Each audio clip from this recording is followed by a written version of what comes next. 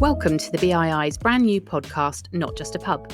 With 10,000 members and growing, the BII is the leading membership organisation for licensed trade professionals, keeping pubs thriving at the heart of every community in the UK for over 40 years. We'll be speaking to a wide variety of industry professionals from across our creative and vibrant sector, sharing their stories and successes.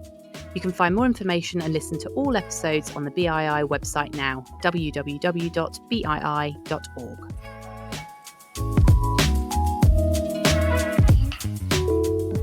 Welcome to today's episode of the BII's Not Just a Pub podcast. My name's Peter. I'm on the marketing team at the BII, and today I'm joined by BII ambassador and licensee of the Pig and Whistle, as well as the Beehive in London, Keris de Villiers. Keris, thank you for joining us today. No problem. Thanks for having me. No problem. So quite a festive chat in stock for today, being, the last episode before we break up for the holidays and all of that. But of course, we will probably want to just get to know a little bit more about yourself and the amazing things that you're doing at both of your pubs at the moment. So the Beehive, I understand, is actually it was only opened recently, right? This will be its first Christmas this year. Well, it's been open for forever. It's a very traditional old pub, but we have only had it for 7 months now. So yeah, this will be our first Christmas, and it's great to be nice and festive. Decorations are up. Fantastic. Yeah. I've been seeing on your social media, you guys have, you're very active on your social medias, and you've done a great job of making the place look very cozy and festive this year. So I just wanted to ask, I guess, what has your experience been like? As you said, you've only been for the last, you've been the owners there for the last few months. So we initially we went from a bit of background. We went from managed house with Youngs. We had one pub for 10 years. Then we had moved to tenancies with Youngs and had 3 different ones. And now when the Young sale went through and then we took over from Punch, we decided to get a pub with Fullers. So the Beehive is with Fullers tenancy, and that's our first experience with Fullers, which has been really good. They're a very family-orientated pub company, so they've sort of welcomed us with open arms. The Pig and Whistle and the Beehive are very close together, so it's great to 156 bus up and down. It's great to be nice and close together, and I have a really good team. So having 2 is obviously a lot more work than 1, but when you have a good team in place, it just makes your life so much easier. Yeah, I can only imagine. You can't handle all of that on your own. You do need to have a good team behind you. And has your team changed a lot in, I guess, recently to handle that, or have you kind of just reorganized or restructured what you had going at the time? We just restructured everything and spoke openly and honestly to our team members and said who wants to do something new, who wants to stay at the Pig, and it was quite nice because quite a few of them wanted to do both. They like the change, especially the full-time staff members, so it kind of switches things up for them. So I have my manager at the Beehive. She's been with us for 21 years now, so she's there majority of the time, but she does 1 shift at the Pig and Whistle because she likes to have a bit of a change, and then all my other staff swap between the 2, so they enjoy a bit of a change up, different customers, different products because it's different companies. So yeah, it just keeps things interesting for them as it does for us. So I also like doing shifts at both. So it just keeps a bit of fun, bit of variety. Yeah. No, that's really interesting. That's a good point. I mean, since you've of course got different offerings at both of them now, so it does keep things interesting for if you're working both of them. And it does help, I imagine, that they are just around the corner from each other, so it's very easy to kind of get from one to the other. Yeah, that's great. If one's understaffed and we've got too many staff at the other one, you can just somebody will pop on the bus and rush down there to help out. So it creates like a family atmosphere between the 2 pubs, which is what we try and instill when we have 1 pub as well. So it's just nice that everyone sort of knows what's going on, and you can call on most of my team members to jump behind either bar, and it just works quite smoothly most of the time. Fantastic. Not to put a negative spin on things, but we've had a lot of challenges thrown at us recently, within the industry and just in the wider world. How has your, I guess, experience been setting up the Beehive through all of these various challenges? Because you kind of were setting up right in the middle of everything, weren't you, really? Well, yeah, I think I try not to ask myself the question, would I have taken a second pub if I knew everything that was coming our way? And I try not to think about it too much. But I feel like in the pub industry, I mean, everyone knows it's one thing after another. I mean, for everyone in the wider world, for sure. But for us, it's just one thing after another. And it kind of just feels like, what's the next challenge? And I think Lee and I our ethos is we kind of have to stay positive, because this is what we love to do, and we're not going to change what we do. So we just kind of have to handle each challenge as it comes individually, act on it, make a plan, and sort of get through it. I don't really even like to put the negativity on my staff. Obviously, you cut costs where you can, and save hours and all those things. The lights are off every second now. We open up in the dark until the pub opens for the utilities and things like that. Sure. But we try and be as positive as possible, because if we fall into a pit of negativity, our staff are going to feel that, because Lee and I are very active behind the bar. We serve the customer. We've always said that when the pub's open, it's customer time. So we don't do office things when the pub's open. That's all for the morning.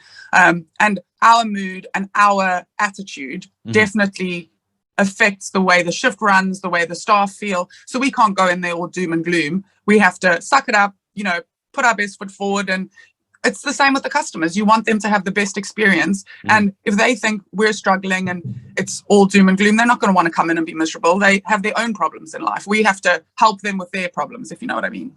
I absolutely do that. No, that's a fantastic mindset to have. You're absolutely right. I mean, you have to lead by example, like you said. So if you are, if you're going around all doom and gloom, then that's just going to give that kind of environment that you don't want. I mean, hospitality is all about welcoming and cheering people up and having a good time, really.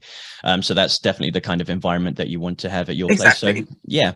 And I like that attitude as well about how this is what you love to do.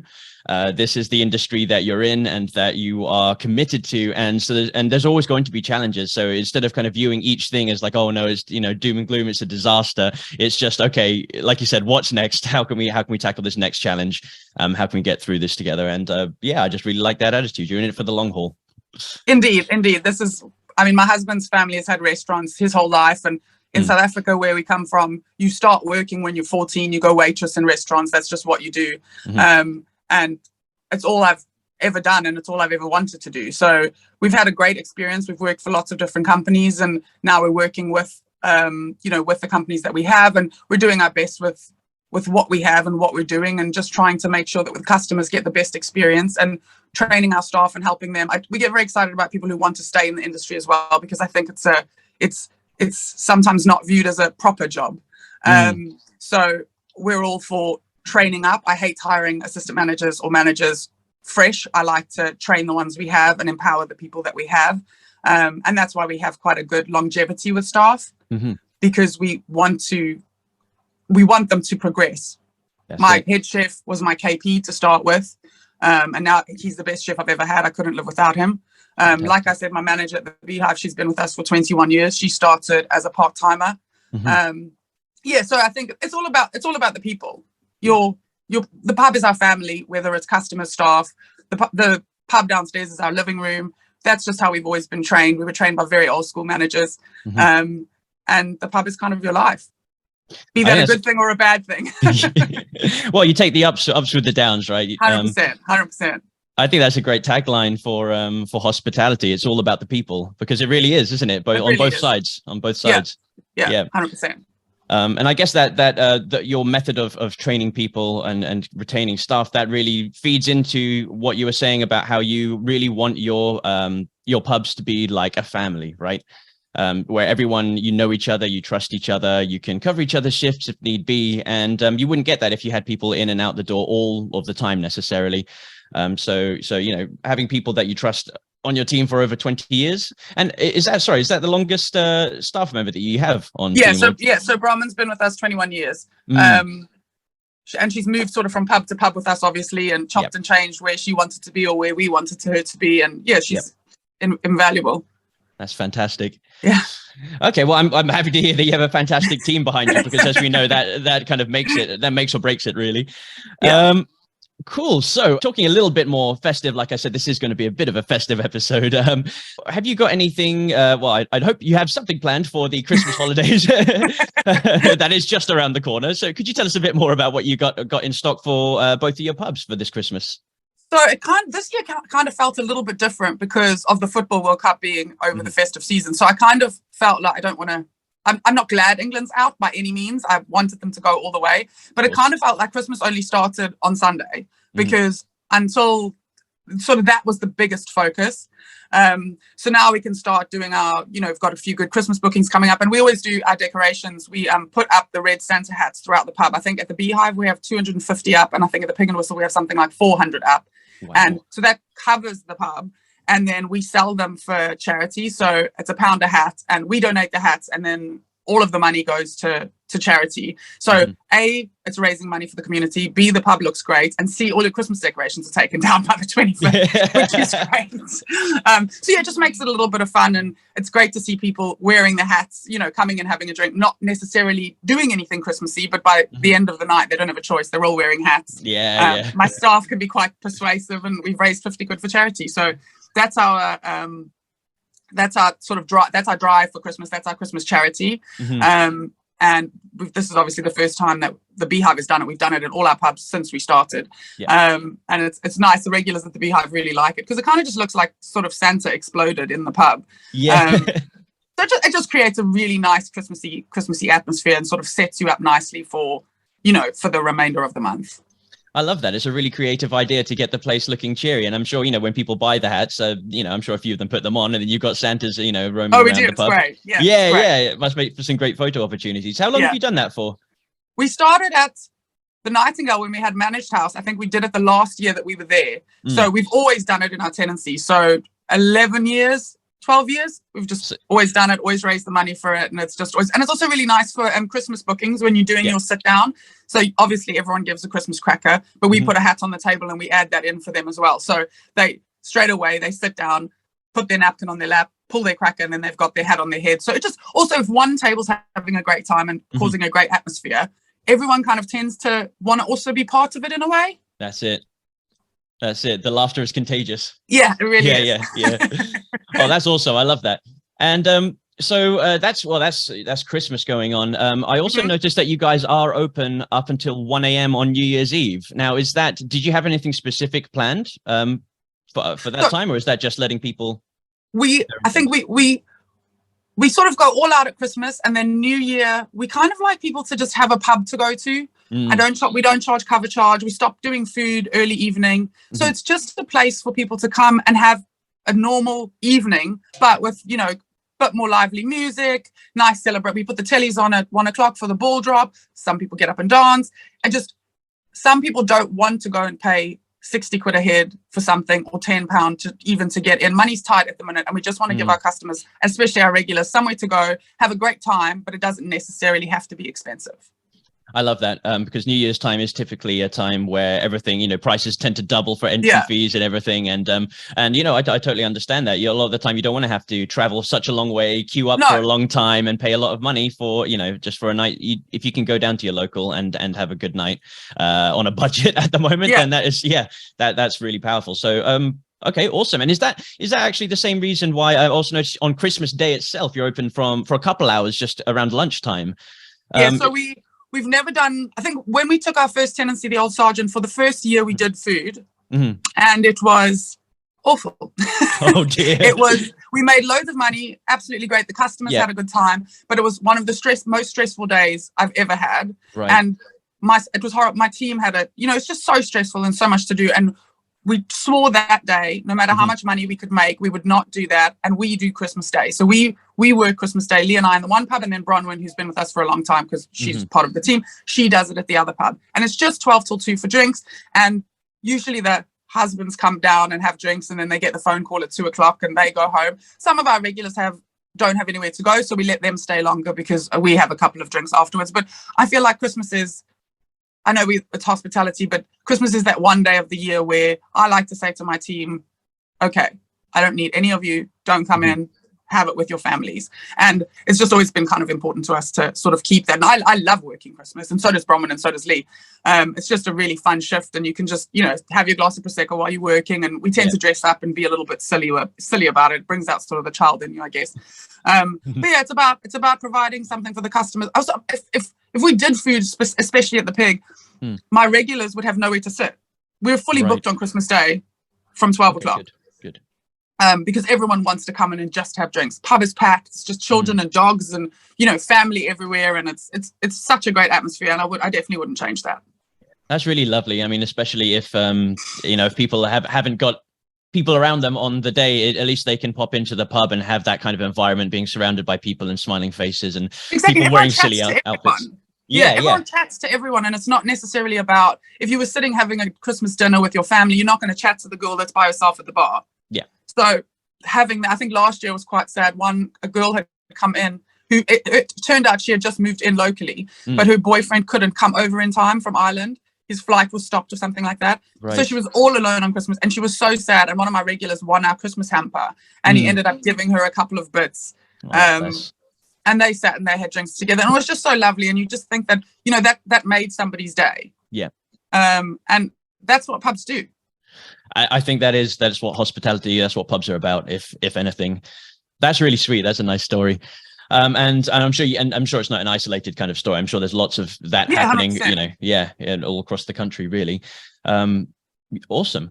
So I guess you kind of touched upon this a little bit, but has it been particularly challenging trying to organize holiday plans for, you know, both of the pubs simultaneously at the moment, or is it fine because you've got, I guess, a great management team on your hands? It was the pig has become sort of, because we've done it for 10 years, we could kind of know what day we're doing what day it goes up, which staff member likes to decorate the tree. So that's kind of quite easy and sort of happens very organically almost. At the Beehive, it was a little more tough because we had to figure out when we were doing it, what day it could go up. Working around the football was tricky as well, because you didn't want everything up while the football games were on.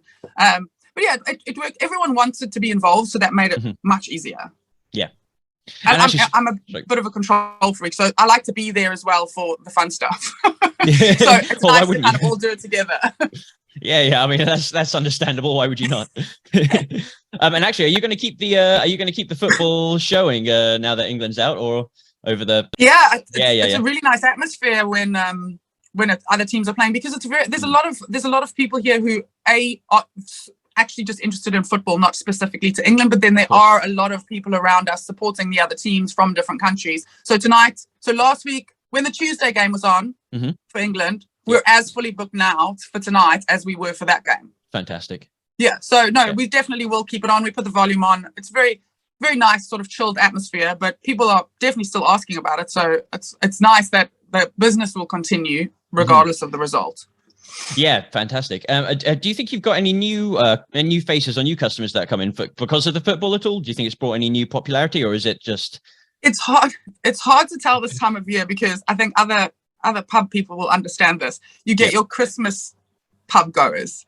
So they're your pub goers who don't come to the pub except for Christmas. Right. So they're the new faces. They're the ones who don't know how to come up to the bar and order, or they're the ones who order their Guinness last. And you have them every year and you can spot them a mile away. And we always have a good chuckle over it, because you always see new people, but you'll only see them again at Christmas. You see them once a year, right? Once a year drinkers, that's what we call them. Okay, so you can't really pick them out from the people that are there for the World Cup, either way, really. Not when the World Cup is on during Christmas. I definitely prefer it in the summer, that's for sure. Right, yeah. I think it's a bit much at the moment, isn't it? A little bit. Yeah. So, talking about your plans for Christmas, have you got a Christmas menu specifically for either of your pubs? Is that so we do the Beehive just does very basic food. We do charcuterie boards and bar snacks, and then we work together next door with a great pizza place called Brixton Pizza. So the customers go over there, order their pizza and bring it into the pub. So there's no sort of Christmassy food there. But at the Pig, we have done a Christmas menu this year, which we didn't normally do because the Old Sergeant and the Ram Inn had function rooms. So all our Christmas functions would go to those two pubs just because they had better space to facilitate it. But this year we've done it here, and it's actually gone really well. Our kitchen is on the second floor, so we have a food lift. So when you're trying to send down 22 Christmas dinners and the food lift can only do 7, it creates its own challenges, but I have a great chef, so it's gone well, and we'll definitely continue to do it. We try to keep it fairly reasonable. I think we did £28 for 3 courses with hats and crackers, and try to make it as festive as possible. So yes, it's nice. Local businesses have definitely picked it up, so it's definitely something we'll continue.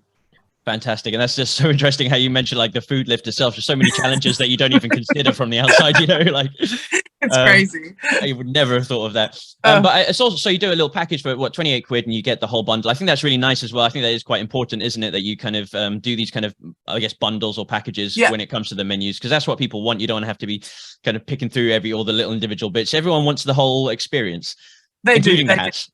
And it's, I mean, it's also another little fun, quirky customer thing is that they'll order, you pre-order, obviously, because chef needs to know what he's making for 22 people.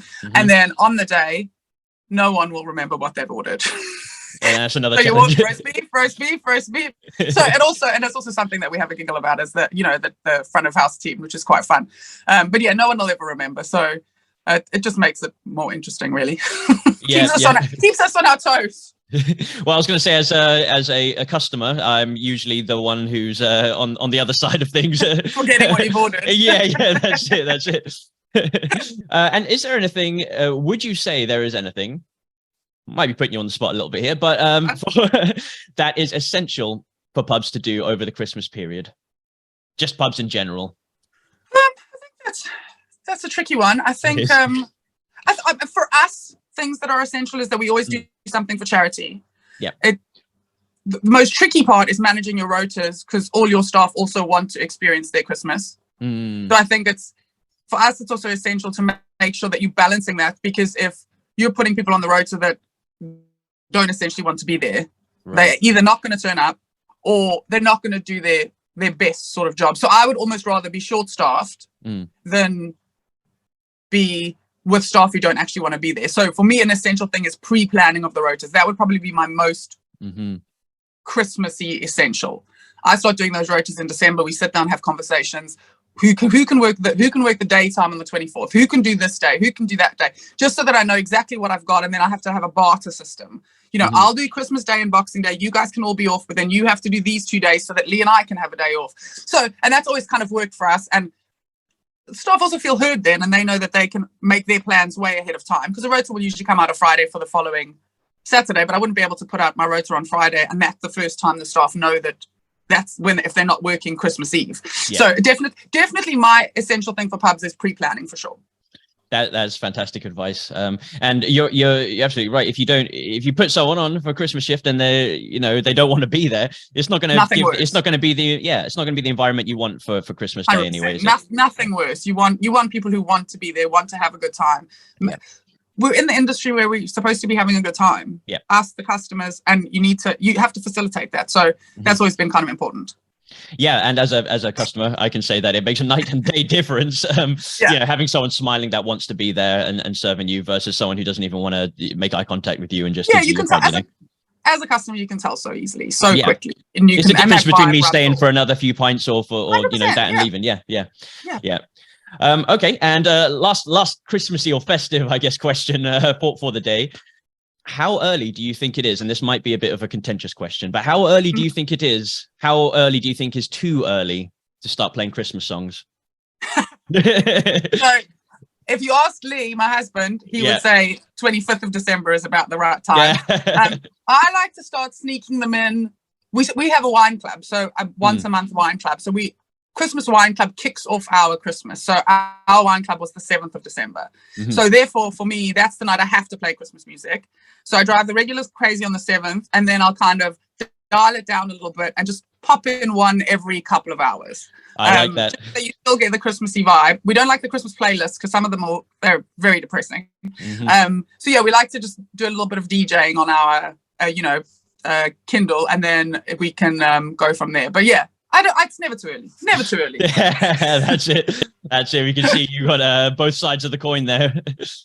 Yeah.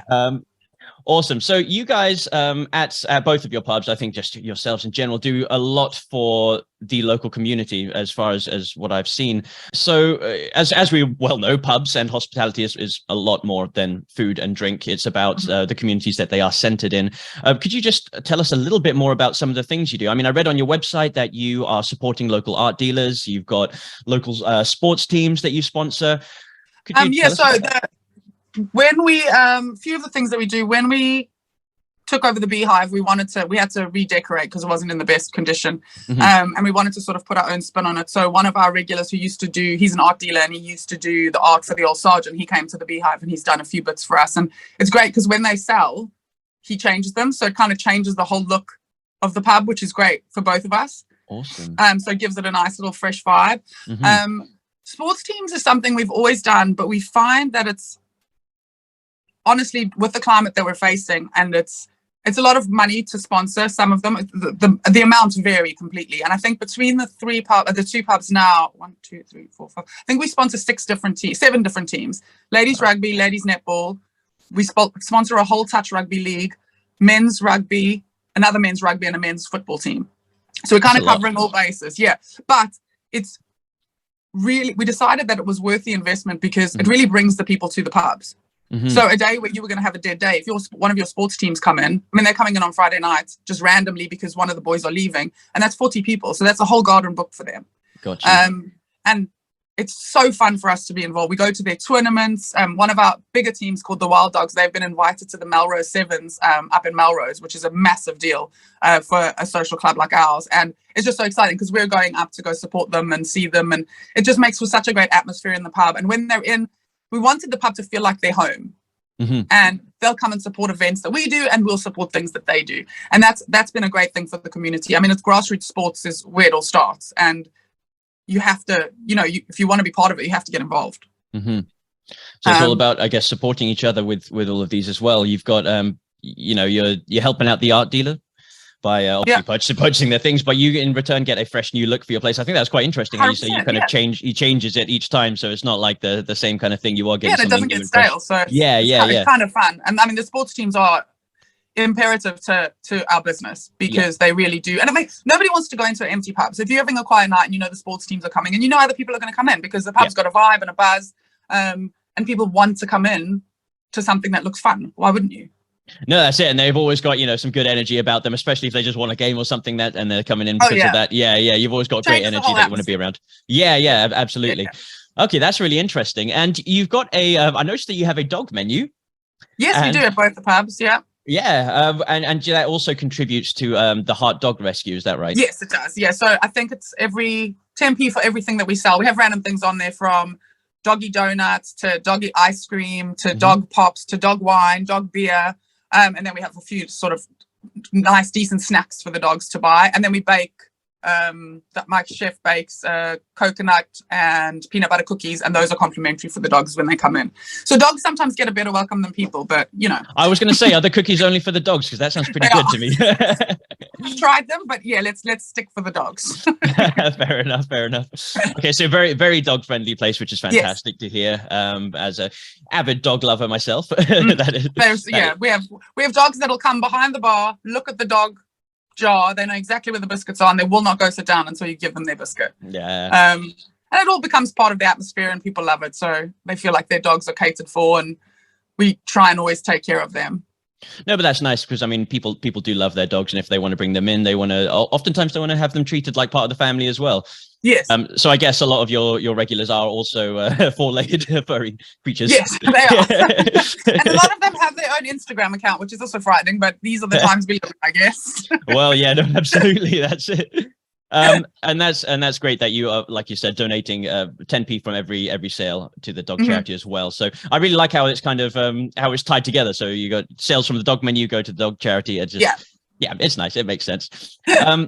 And so you guys, just switching to I guess a bit of marketing talk here, because I see you guys are actually really active on pretty much every social media platform every large social media platform out there at the moment, which is really good to see. And I guess first question would be, who is it that manages all of these social media accounts? Lee, my husband, he does all the social media. I can't do any of that. So he does all of that. He's very active on it. He's I mean, he's taught himself from the beginning, kind of thing. If anyone knows him, they know he's the same as me. He's not that technologically advanced. But no, he's great. I think he posts pretty much every single day.